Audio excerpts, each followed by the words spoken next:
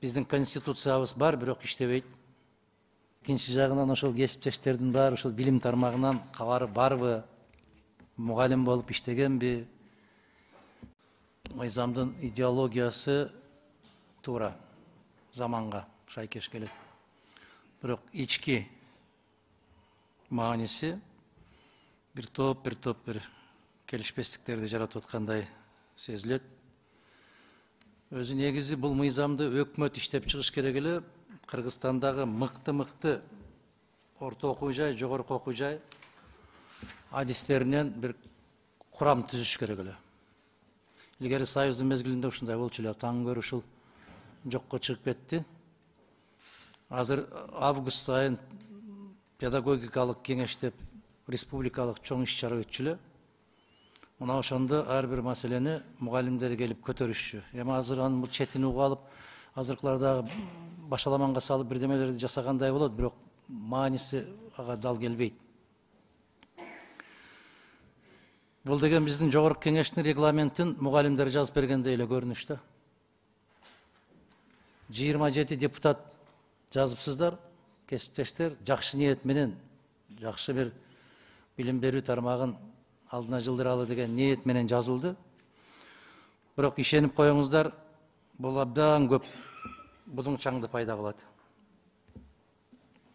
Себеп бул башка бир өлкөдөн көчүрүлүп алып, мында калька катары болгондагы биздин кыргыз реалдуулугуна көп жооп бере бербейт да. Мына автономиялык билим берүү дегендер чыгып атат. Плагиатка жол бербөө деген сөздөр, маселелер чыгып атат. 8-чи беренесинде Кыргыз Республикасынын ар бир жаранынын мектепке чейинки билим берүүнү, башталгыч жана негизги жалпы орто билим берүүнүн жана башталгыч кесиптик билим берүүнүн акысыз негизде алуусу деп атабыз. Декларация да. Биздин конституциябыз бар, бирок иштебейт.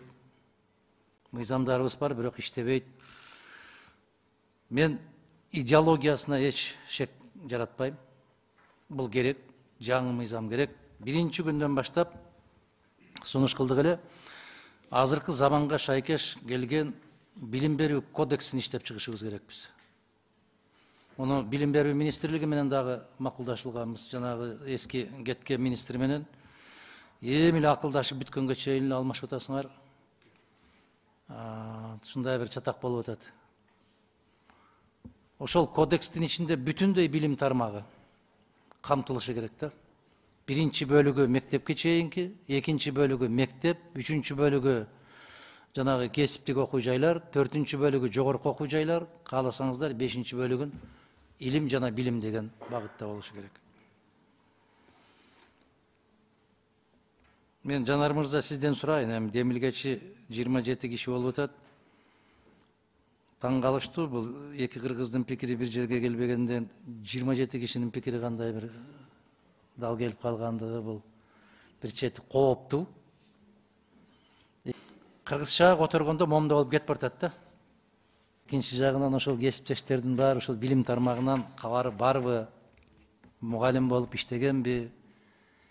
Мына өтө түшүнүксүз сөздөр пайда болуп атат. Ваучер деген сөздөр пайда болуп атат. Жанар мырза, кайсы өлкөнүкү бул негизи өзү? Адаким Санбайевич, бул мындай мыйзам долбоору жанагы билим берүү боюнча 5 мыйзам долбоору биригип атат да. Эч бир өлкөдөн бир кандайдыр бир көчүрүп алуу жок чынында. Эч кандай плагиат жок. Ошол эле ваучерди мына Москва аябай ийгиликтүү колдонду. Мен түшүнүп атам, ал туура. Мен айтып атпайм, идеологиясы абдан туура. Мен маанисин айтып атам, ички маңызын. Эч кандай кайсы бир өлкөдөн көчүрүп алуу жок. Ага билесиздер, башынан эле мен өзүм деле каршымын. Жанагы көчүрүп алган депутаттардын мыйзамына каршы чыгып атпайбызбы экөөбүз? Тескерисинче жанагы фейктер боюнча, жана башкалар боюнча. Андай такыр бир мындай оюбуз жок. Себеп мен эмне үчүн сурап атам, анда биздин бөлүмгө тиешелүү болуп калса керек да. Кыргызча которгондо момдо болуп кетип баратат да. Караңыз. 3-чү берененин 26 пунктун карасаңыз, квалификациялардын мугалимдер дагы отурат. Эгерде кыргыз тилин түшүнсөңүздөр, мага түшүндүрүп коюңуздар. квалификациялардын улуттук алкагы, квалификациялардын деңгээлдеринин улуттук квалификациялык подсистемаларды интеграциялоого жана координациялоого, квалификациялардын салыштырылышын камсыз кылууга үтүрү жок, багытталган жана шайкештик тастыктоого жана квалификацияларды ыйгаруу тутум үчүн негиз болуп саналган критерийлердин топтомуна ылайык структуралардын сыпаттамасы. Ассаламу алейкум да. Бул кандай сүйлөм бул? Бул не болгон сүйлөм дагы, муну ким кантип түшүндүрүп берет мага? Орун басарлар отурат министрде. Кантип түшүндүрүп бересиздер мага? Бул эмне деген сөз?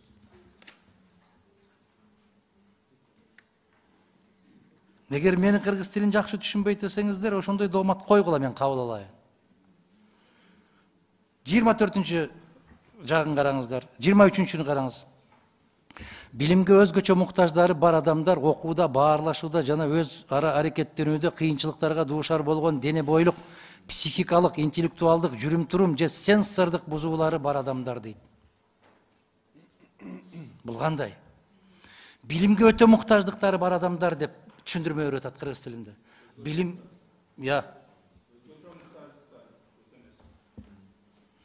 ошо билимге өзгөчө муктаждыктары бар адамдар деп турат. Биз өзгөчө муктаждыктары бар адамдар дегенди өтө дилгир балдар деп түшүнөбүз биз. Кыргызда өтө дилгир. Кыргыздар тилди мынчалык тебелебешибиз керек да. Мана мен туура эмес түшүнүп атамбы деп атайын кыргыз мамлекеттик тил жана тил саясаты боюнча улуттук комиссияга кайрылдым.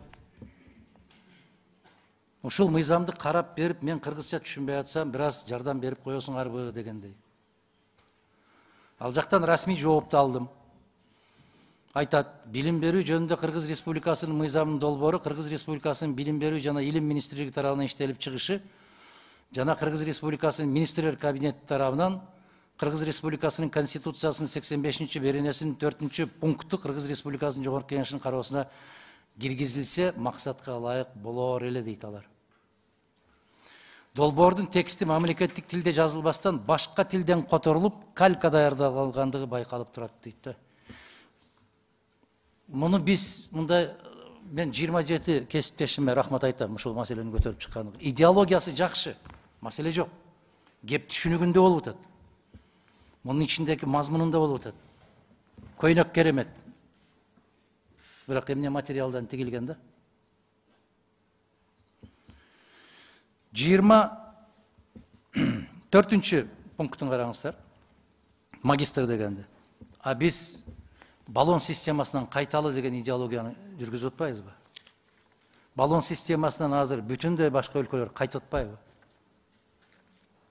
Биз кайра эле ушуну таңулап атпайбызбы? Магистр, бакалавр дегенде. Караңыздар эми, аспирантурага жана же базалык докторантурага PhD профили боюнча дейт.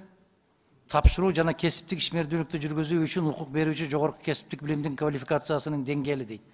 Ассаламу алейкум да. Мен көп эле китептерди окуйм, бирок могул сүйлөмдү түшүнгөн жокмун.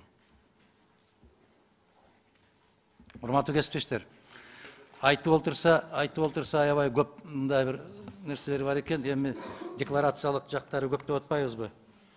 Мындай кылбайлыбы? Демилгечилер, кесиптештер, дагы бир жолу силерге ыраазычылык айтам. Ушуну билим берүү министрлиги менен биргелешип, орто окуу жайлардагы практикада жүргөн мугалимдерден, жогорку окуу жайлардагы мыкты делген бир 5 мугалимден бир топ түзбөйлүбү, көп тараптуу. Депутаттар тобу, өкмөт тарабынан, анан түздөн түз адистер тарабынан топту түзүп, андан кийин анан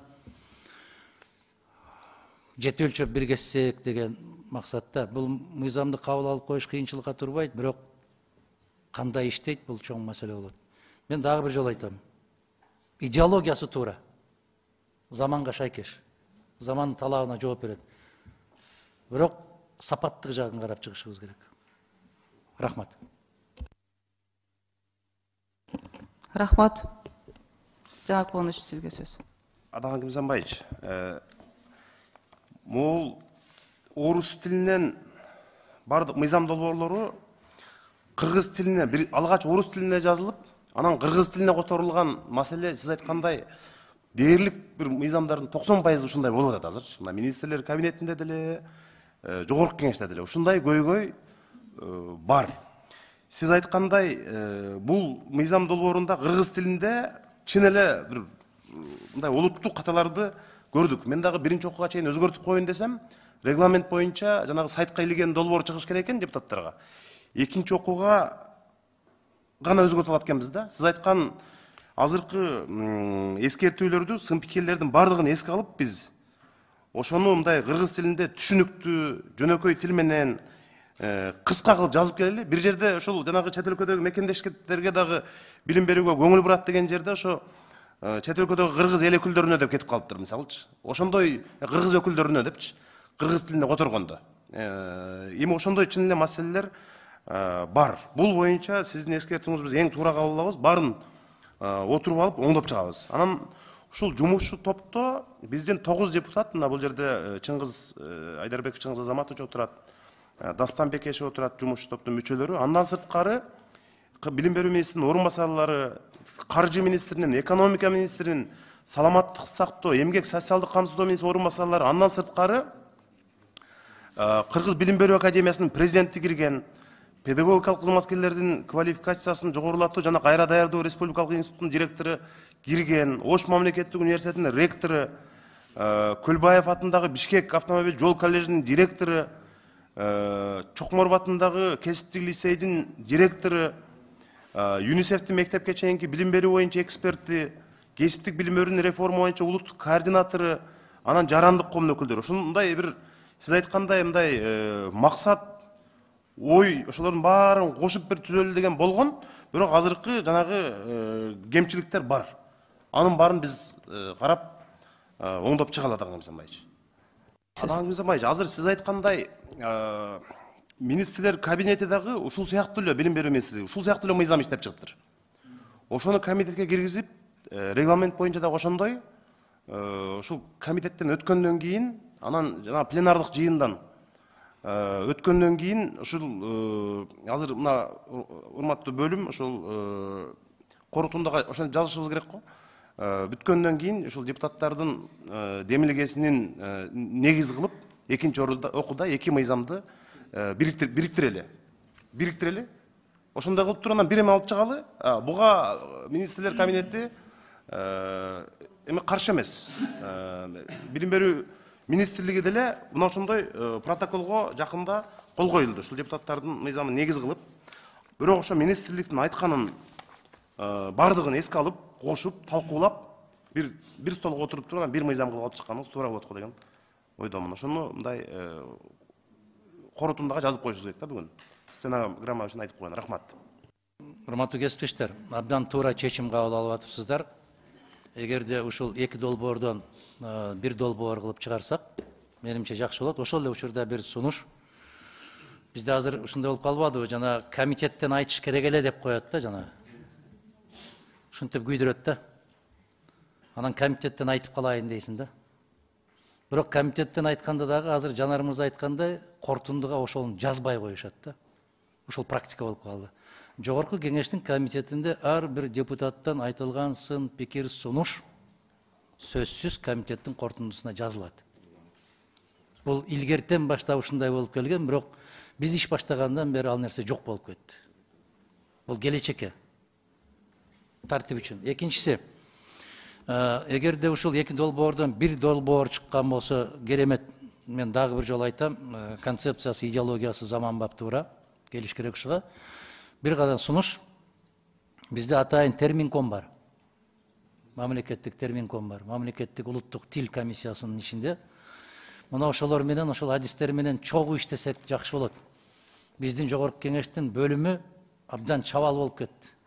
Котормочулар дагы, эксперттер дагы аябай чабал болуп кетти. Себеп жаштар деп отуруп, жаштарды алып келип алып, өтө чоң алишемдиктер кетип калып атат. Ушуну бир уялбашыбыз керек да, жанагы 60-ка 70-ке чыккан агайлардан, эжекелерден чакырып, ушул мыйзамды тазалап бериңиздер деп эле айтыш керек. Себеп бизде улуттук тилибизде канчалык сапаттуу мыйзамдар чыккан болсо, түшүнүүгө жеңил болот. Ушул сунушту гана киргизип коеюн. Кийин анан комитетте айтышыңыз керек эле дегенде мен айттым эле дегиш үчүн да. Рахмат. Рахмат.